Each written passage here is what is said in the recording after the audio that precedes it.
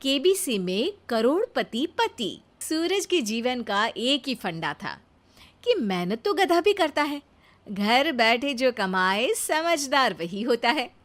इसीलिए उसने कभी नौकरी ही नहीं ढूंढी। इस बात से हालांकि उसकी पत्नी शिखा बिल्कुल भी अग्री नहीं करती थी, पर फिर भी सूरज को समझाना बेकार था। टीवी में कैसे बनोगे करोड़पति का ऐड देखकर उसे लगा कि बस अब तो घर बैठे ही वो करोड़पति बन सकता है, और उसके पीछे उसने अपने सारे सोर्सेस एक्टिव कर दिए। 2 हफ्ते में उसके कलीग के साले के पड़ोसी के बेटे का सोर्स निकलता है जो कि उसे शो में पहुंचा सकता है, और सूरज उससे मिलने चला जाता है। अच्छा, तो हमें मुकेश जी बता रहे थे कि आप हमें शो में पहुंचा सकते हैं। हाँ, उसमें कोई तकलीफ नहीं है। मैं कल अगर कोशिश करूँ तो इसी महीने में आपका नंबर आ जाएगा। अरे ये तो बहुत बढ़िया हो गया।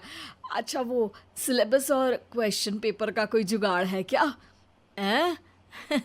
उसका तो कोई जुगाड़ नहीं है। तो वो वाकई में कुछ भी पूछ सकते हैं?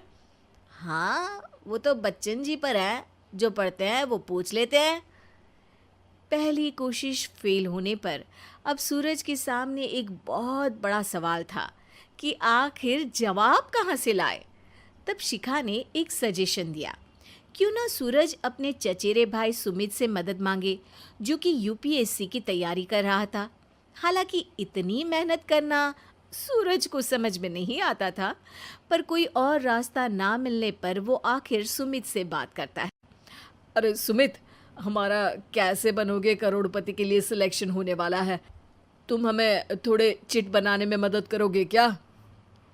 अरे भैया, चिट बनाए तो सालों हो गए, उसमें हमारा एक्सपर्टीज नहीं है, बल्कि आप बोलो तो हम आपकी पढ़ने में ज़रूर मदद कर सकते हैं। हट, कैसी अनाप शराब बातें कर रहा है तू। सूरज ने सुमित को मना तो कर दिया था, पर तैयारी करने के सिवाय कोई चारा उसे दिख भी नहीं रहा था। खासकर जब 12 के पेपर लीक करने के एक्सपर्ट शुक्ला जो भी हाथ जोड़ लेते हैं।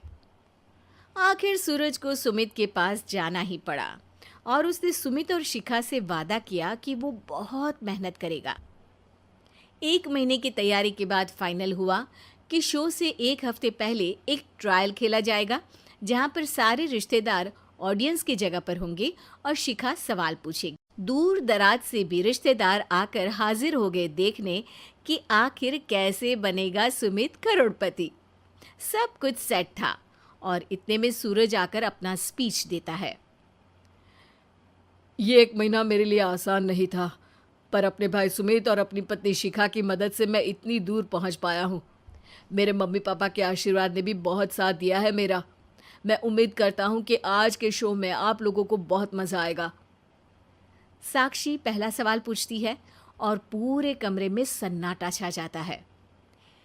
इंडिया में कितने स्टेट्स हैं? 3, सॉलिड, लिक्विड और गैस। अरे रुकिए, तो ऑप्शंस तो देने दीजिए। इतने में 5वीं कक्षा का चिंटू बोल उठता है। अरे क्या मामा, आप तो पहले सवाल पर ही आउट हो गए। अरे बेटा, पहला सवाल तो ट्रायल होता है ना। अरे तुम अब देखना। देखने जैसी बात तो थी ही। सूरज को इतना शांत किसी ने नहीं देखा था। कभी कभी तो लगता था मानो सूरज आंख खोलकर ही सो गया हो। मामा जल्दी करो प्लीज, कल सुबह पनवेल भी तो निकलना है। अरे हट, कंसंट्रेट करने दे मुझे। 3 सवाल में 3 लाइफलाइन खत्म हो चुकी थी, और अब चौथे सवाल पर भी सूरज का मौन नहीं टूटा। पर सूरज अभी भी हार मानने को तैयार नहीं था। उधर हर कोई सूरज को छोड़ सुमित को देख रहे थे। आखिर सुमित ने ही तो पढ़ाया था सूरज को। गजब बेइज्जती है यार। अरे बेटा, तो बाप का, दादा का, भाई का, सबका नाम बुड़वाएगा। अरे 3 लाइफ लाइन ले ली तो भी तेरा कुछ नहीं होना है। अरे कोई इतनी बात करता है क्या शो पर? अरे बेटा, शो पर तेरे जैसे भी तो नहीं आते ना। सूरज की ये जंग आखिर 1 घंटे बाद 5वें सवाल पर खत्म हो गई, जब उसने इंडिया के नेशनल बर्ड का नाम कहा, कौवा। अरे बेटा, मजा तो बहुत आया, बस थोड़ा टाइम पर खत्म होता तो आनंद भी आ जाता। ताने बारिश के बूंदों की तरह बरस रहे थे और सूरज को भी समझ आ रहा था कि ये करोड़पति बनना शायद उसके बस के बाहर की बात है। पर वो आखिर ये बात मान कैसे लेता? वो सख्त लौंडा जो ठहरा, उसने सोचा कि बेइज्जती तो हो ही चुकी है, पर अगर मैं हार नहीं मानूं तो शायद कुछ हो सकता है। शिखा, तुम देखना, असली शो में आग लगा दूंगा, आग, करोड़पति बनूंगा मैं। हाँ, सब्जियां खत्म हो गई है घर पे, ले आओ। पहले पति बन जाओ, फिर करोड़पति बनना। अरे गजब बेइज्जती है यार। बेटा, अभी तो घर पर ही हुई है, 1 हफ्ते में तो तुम देश के सामने करवा कर आओगे। वैसे जब टीवी पर जाओ ना तो बस अपने मम्मी का ही नाम लेना, ठीक है? कोई पूछे तो बोलना कि पापा नहीं है मेरे। अरे पढ़ाई की, पेपर निकलवाए, इतने सारे लोगों को खाना खिलवाया, क्या फ़र्क पड़ा?